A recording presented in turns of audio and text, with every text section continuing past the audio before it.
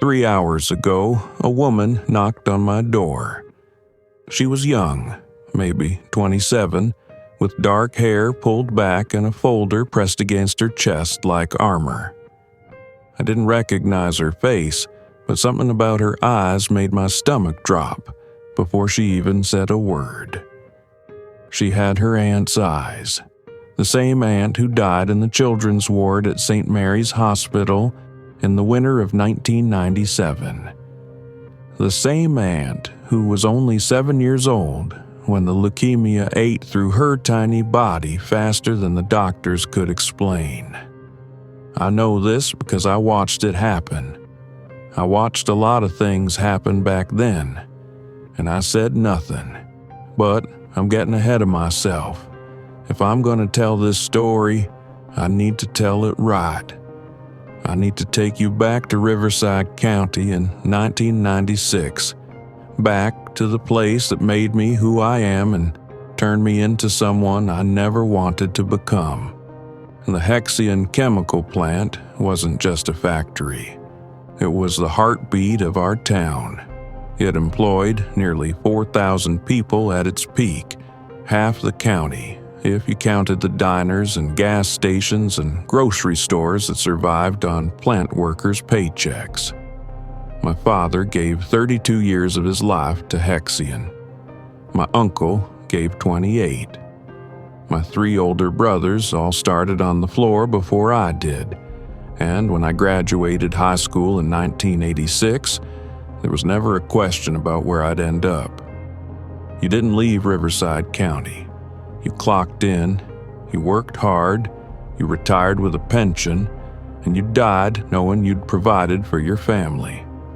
That was the deal. That was the life. I was 28 years old in 1996, shift supervisor, ambitious, proud of the name I was building for myself.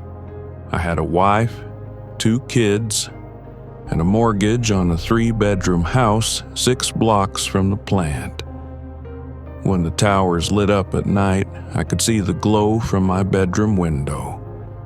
I used to think it looked beautiful, like the town itself was alive, breathing, humming with purpose. I stopped thinking that after the children started getting sick. It began quietly at first. The Henderson's daughter missed a few Sundays at church, and her mother said she was tired, just tired. Then the Morrison twins, both of them, identical boys, barely 6 years old, started losing their hair. The doctors ran tests. The parents whispered in grocery store aisles. By autumn, the pediatric ward at St. Mary's was running out of beds, and the local news started asking questions nobody wanted to answer. Pediatric cancer rates in Riverside County were 4 times the national average that year. 4 times. I remember reading that statistic in a memo that was never supposed to leave the plant. I remember the way my hands trembled when I set it down on the table. I remember telling myself that it wasn't my problem, that someone higher up would handle it, that there had to be an explanation. There was an explanation. I just wasn't ready to hear it, and I certainly wasn't ready for what Hexion would ask me to do next. They called it a meeting. 12 of us, summoned to a conference room on a Tuesday morning. Foremen, safety managers, union reps, men who'd given decades to the company, men with families, with pensions, with everything to lose. We didn't know it yet, but we were about to be offered a deal that would protect our jobs, our futures, and our silence. A deal that would cost 18 children their lives. The conference room smelled like fresh coffee and old carpet. 12 of us sat around a long table that was too polished, too corporate, for a plant where most of us still had grease under our fingernails. I remember the fluorescent lights buzzing overhead. I remember the way no one made eye contact, We all knew something was wrong. When management flies in lawyers from out of state, you don't ask questions. You sit down, you shut up, and you wait to find out how bad it is. It was bad. The men at the head of the table weren't from Hexion. They introduced themselves as part of a crisis management team, though they never said those words out loud. Their suits cost more than my monthly mortgage. Their voices were calm, rehearsed, stripped of anything that resembled human feeling. The lead attorney, a man named Carlisle, did most of the talking. He had a way of smiling without his eyes moving, like a mask someone had forgotten to finish. He started with the good news. Hexion valued us. Hexion appreciated our loyalty. Hexion understood that we were the backbone of Riverside County, and that our families depended on the stability this company provided. Then he opened a folder and slid a stack of documents across the table. I still remember the first page. It was a contamination report dated 1989. 7 years before that meeting. 7 years before the Morrison twins started losing their hair. The report detailed a storage tank failure on the east side of the facility, a crack in the lining that had been leaking industrial solvents into the groundwater for years. Trichloroethylene, benzene, chemicals I couldn't even pronounce, with effects I didn't want to imagine. The leak was never reported. The tank was never repaired. And every single day for 7 years, those poisons seeped into the water supply that fed half the county.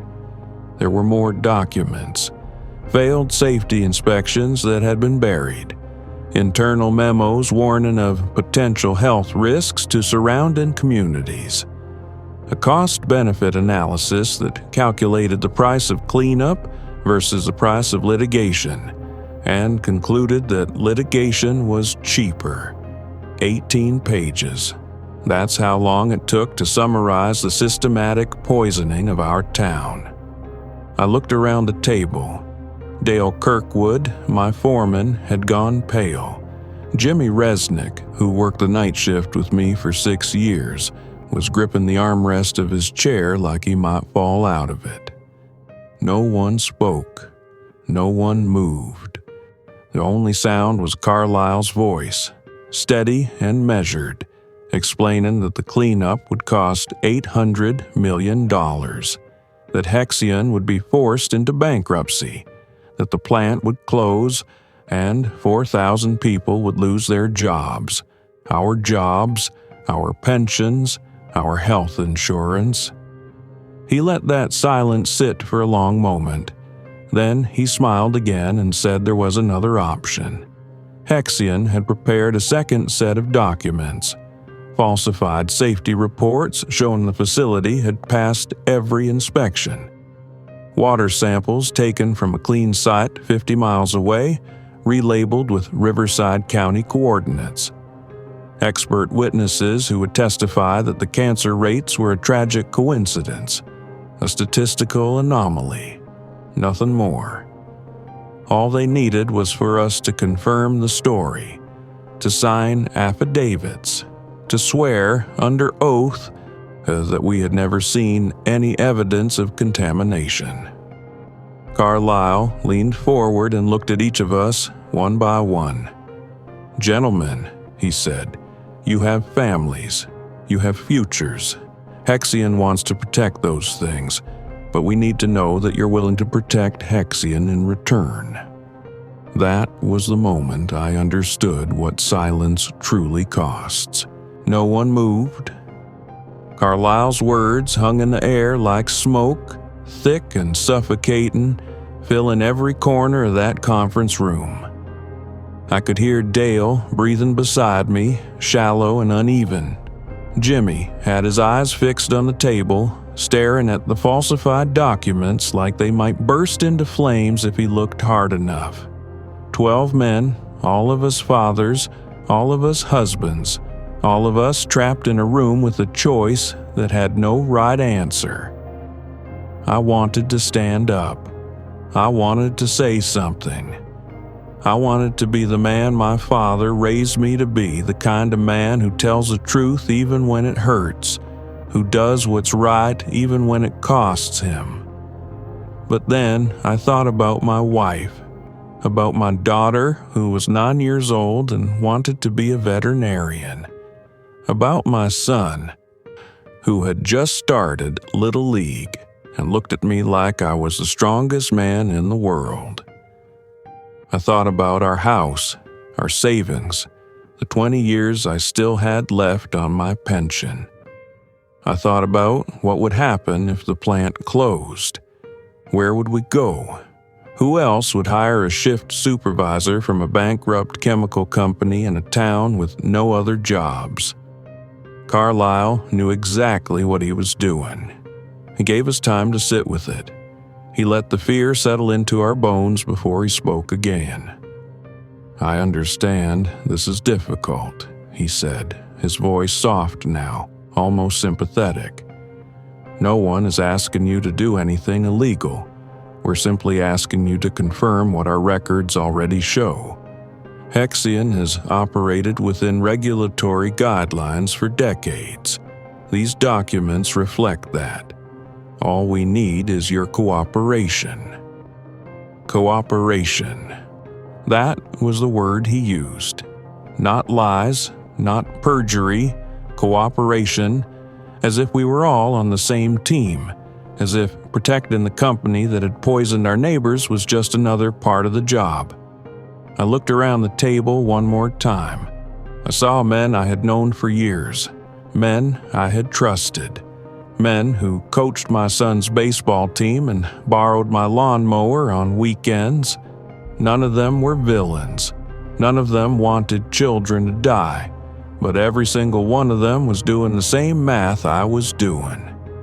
Mortgage payments, college funds, medical bills, the quiet, creeping terror of losing everything you've spent your whole life building. Dale was the first to sign.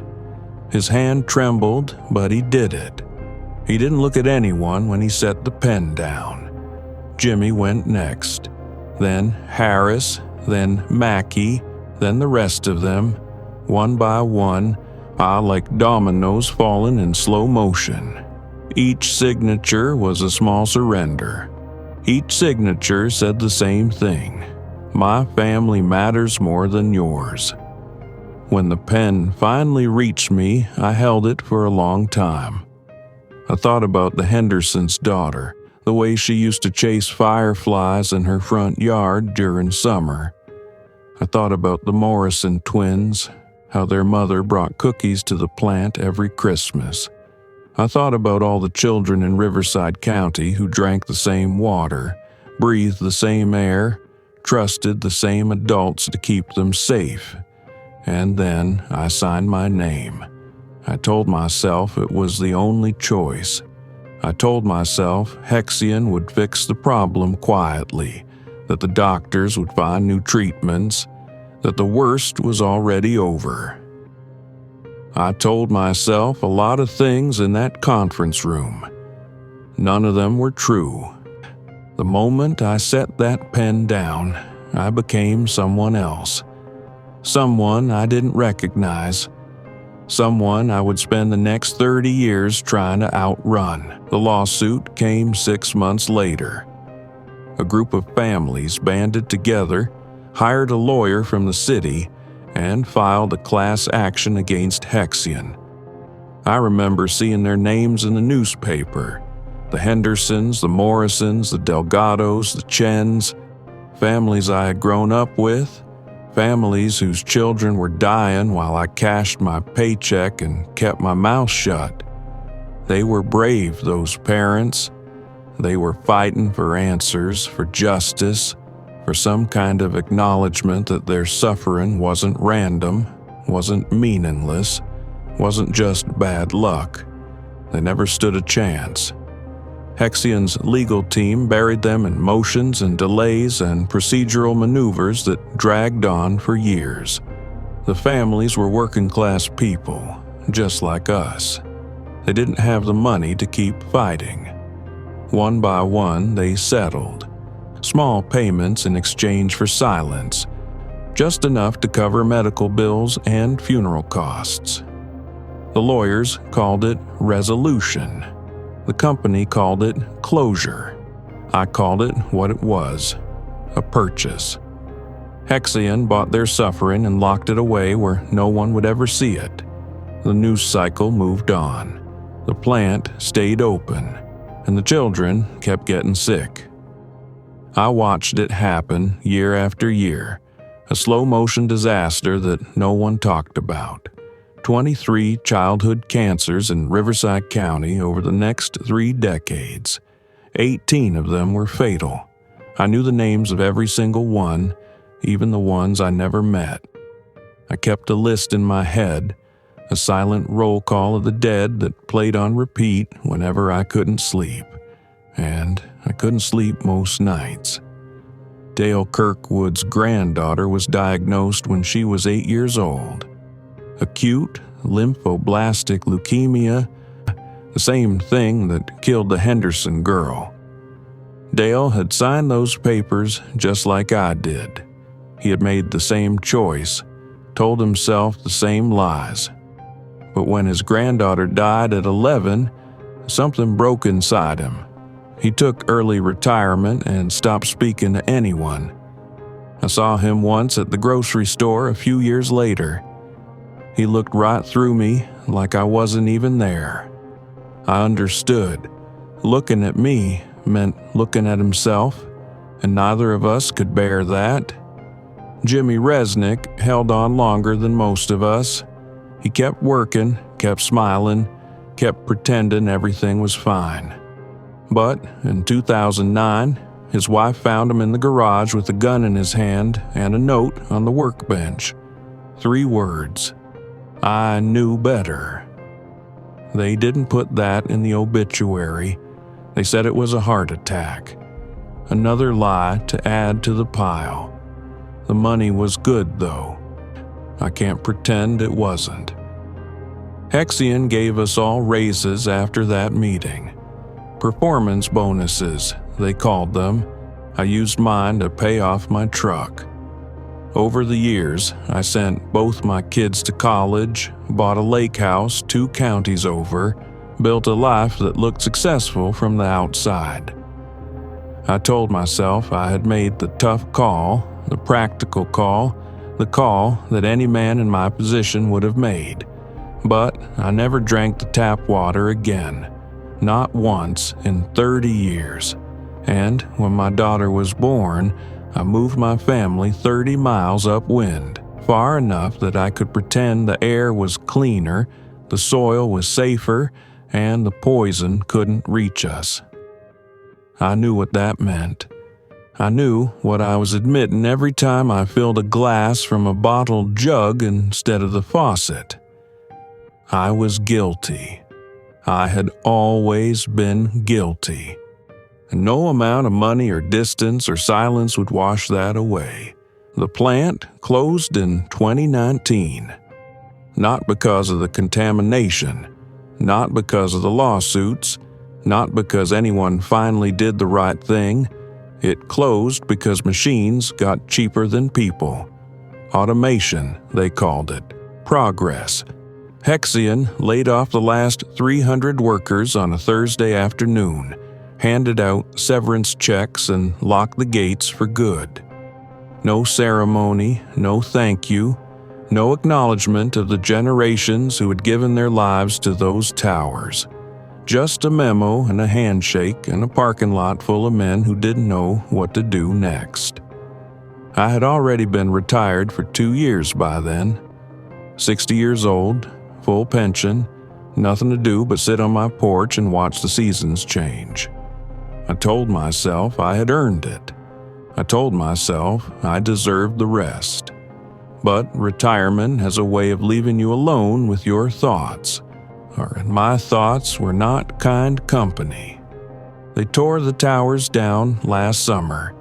I drove out to watch, parked on the hill where my father used to take me as a boy to see the plant lit up at night. It took them 3 days to bring it all down. The smokestacks fell first, collapsing into clouds of dust and rust. Then the processing buildings, the storage facilities, the administration block where I'd signed my name 30 years earlier. When it was over, there was nothing left but rubble and silence, and a patch of earth so poisoned that nothing would grow there for 100 years. The county is still waiting for Hexion to fund the cleanup. The company filed for bankruptcy 2 years ago, restructured under a different name, and moved its headquarters overseas. The lawyers say the litigation could take decades. The land sits empty now, fenced off with warning signs and orange tape, a monument to everything we did and everything we refused to admit. I drive past it sometimes. I don't know why. Maybe I'm looking for something. Absolution, punishment, some kind of sign that the universe keeps score. But the land doesn't answer. It just sits there, dead and quiet, keeping its secrets the same way I've kept mine. I'm 62 years old now. My wife passed 3 years ago. Cancer, though the doctors said it wasn't related to the plant. I didn't believe them. I don't believe much of anything anymore. My kids are grown, living in other states, building lives far away from Riverside County. They don't know what I did. They don't know who their father really is. I've thought about telling them 1,000 times, rehearsing the words in my head late at night when the house is too quiet. But I never do. I'm too much of a coward. I've always been too much of a coward. Most days, I sit on my porch and drink coffee and wait for something I can't name. I read the news, watch the birds, and try not to think about the list of names that still plays on repeat in my head. I've made my peace with the guilt, or at least I've learned to carry it without falling down. I figured I would die with this secret. Take it to the grave the way Dale did, the way Jimmy did, the way all of us planned to. But 3 hours ago, someone knocked on my door, and when I opened it, I saw a young woman standing on my porch with a folder in her hands and her aunt's eyes staring back at me. She didn't wait for me to invite her in. She stepped past me into the hallway like she had been rehearsing this moment for years, like she knew exactly where she was going and nothing I said would stop her. I closed the door behind her and stood there, frozen, watching her move into my living room with the confidence of someone who had already won. Her name was Julia Henderson. She told me that before she told me anything else, and the name hit me like a fist to the chest. Henderson. The same family that had buried a 7-year-old girl in 1997. The same family that had fought Hexion in court and lost. The same family whose name was on my list, the one I carried in my head every night when I couldn't sleep. She was the niece, the daughter of the older brother who had been 15 when his baby sister died. She told me she'd grown up hearing stories about her aunt. The way she laughed, the games she played, the dreams she never got to chase. She told me she had spent her whole life wondering why her aunt had gotten sick, why no one had been held accountable, why the people responsible had been allowed to live their lives in peace, while her family buried a child and tried to make sense of the silence. She was an investigative journalist now. She said those words without pride, without emotion, like a fact she had long since stopped being impressed by. For 2 years, she'd been filing FOIA requests, digging through archives, interviewing former employees, piecing together a story that Hexion had spent millions trying to bury. And 3 weeks ago, she had found something that brought her to my door. A dying man.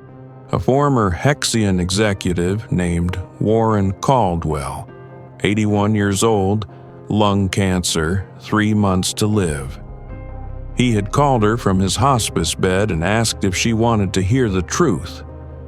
He told her about the contamination, about the cover-up, about the conference room where 12 men had signed away their consciences in exchange for job security. He gave her names, dates, documents, everything she needed to finish the story. My name was on his list. Julia opened her folder and spread the contents across my coffee table. I saw pages I hadn't looked at in 30 years, contamination reports, falsified inspections, affidavits with signatures I recognized. And there, in the middle of the pile, was the document I had signed in February 1996. My handwriting, my name, my guilt, preserved in ink and paper, waiting for this moment. She looked at me with her aunt's eyes, and I couldn't look away. 18 children died, Mr. Patterson. 18 families buried their sons and daughters because men like you decided your pension was worth more than their lives. Warren Caldwell is going to die knowing he told the truth. The other 11 men on this list are either dead or hiding, but you're still here. You're still breathing, and I'm giving you a choice. She reached into her bag and pulled out a recording device. Small, black, unassuming. She set it on the table between us and pressed a button. A red light blinked on. You can keep your secret and let Caldwell's testimony speak for itself. Or you can sit down, look into this recorder, and tell the world what really happened in Riverside County. How you can give those families the truth they've been waiting 30 years to hear. She folded her hands in her lap and waited. The question is simple, Mr. Patterson. Are you ready to stop running? I looked at that red light for a long time. I thought about all the reasons to say no, to close the door, to let Warren Caldwell carry the weight alone. I thought about my pension, my reputation, the quiet life I had built on a foundation of lies. I thought about my children and what they would think when they learned who their father really was. I thought about Dale Kirkwood and Jimmy Resnick and all the men who had taken this secret to their graves, choosing silence over truth until the very end. And then I thought about the Henderson girl, 7 years old, chasing fireflies, gone before she ever had a chance to grow up. I sat down across from Julia Henderson and I started talking. I told her everything. The conference room, the documents, Carlisle's smile, the impossible choice that wasn't really a choice at all. The bonuses we took and the water we stopped drinking and the guilt that followed us like a shadow for 30 years. I told her about the children whose names I carried in my head, the list I recited in the dark when sleep wouldn't come. I told her about Jimmy's suicide note and Dale's granddaughter and the land that would stay poisoned long after we were all dead. I didn't ask for forgiveness. I didn't try to justify what we did. I just told the truth, simple and brutal and unvarnished, the way it should have been told 3 decades ago. The recording lasted 4 hours. When it was over, Julia turned off the device and sat back in her chair. She didn't thank me. She didn't tell me I had done the right thing. She just packed up her folder, stood, and walked to the door. Before she left, she turned back and looked at me one last time. My aunt's name was Emily, she said. She wanted to be a teacher. Then she was gone. The story went public 6 weeks later. A documentary aired on national television featuring Warren Caldwell's deathbed confession and my testimony alongside internal Hexion documents that proved every word. The Department of Justice reopened the criminal investigation. The families refiled their class action lawsuit with new evidence that couldn't be buried or delayed or settled into silence. 3 of the original 12 employees who signed those papers were still alive. 2 of them came forward after they saw me on camera. The third died of a heart attack 2 days before the subpoena arrived. Hexion's bankruptcy estate was forced to establish a victim compensation fund. $800 million. The same amount they said would destroy the company back in 1996. The cleanup finally began last month. They're hauling out contaminated soil by the truckload, pumping poison from the aquifer, trying to undo decades of damage that should never have happened in the first place. I'm facing criminal charges, perjury, obstruction of justice, conspiracy. My lawyer says I'll probably serve time. My pension is frozen pending the investigation. My name is in every newspaper in the country, attached to words like complicit and cover-up and corporate enabler. I lost everything I was so afraid of losing 30 years ago. But I can sleep now. Not well, not peacefully, but I can close my eyes without seeing Emily Henderson's face. I can wake up without the weight pressing down on my chest, without the list playing on repeat in my head. Why the truth doesn't erase what I did. It doesn't bring back the children who died. It doesn't absolve me or redeem me or make me anything other than what I am. A man who chose wrong when it mattered most. But it matters that the truth is finally out there. It matters that the families know what happened. It matters that someone, somewhere, might hear this story and make a different choice when their moment comes. Because that moment always comes. The question is never whether you'll face it. The question is what you'll do when you're standing in that conference room, staring at that pin, calculating the cost of your silence. Will you protect yourself, or will you protect the people who can't protect themselves? Will you take the money and tell yourself it doesn't matter, or will you speak up knowing it might cost you everything? I made my choice in 1996. I made it again today. The first one haunted me for 30 years. The second one set me free. Silence protects the guilty. Truth serves the dead.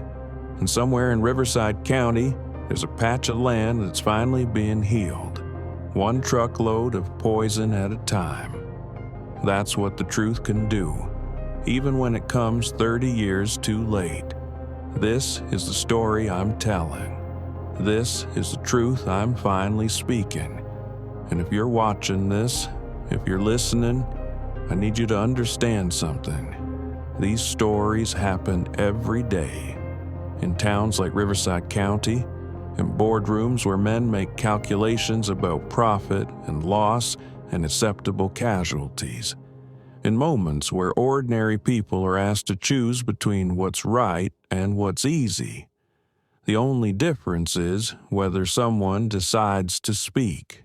And don't wait 30 years like I did. If you watched this story to the end and you enjoyed it, give us a like, subscribe, and share it with your friends. My name is Mr. Mike, and I write and produce fictional stories like this to entertain you. Every story will be read in the voice of the gender that tells it. See you next time.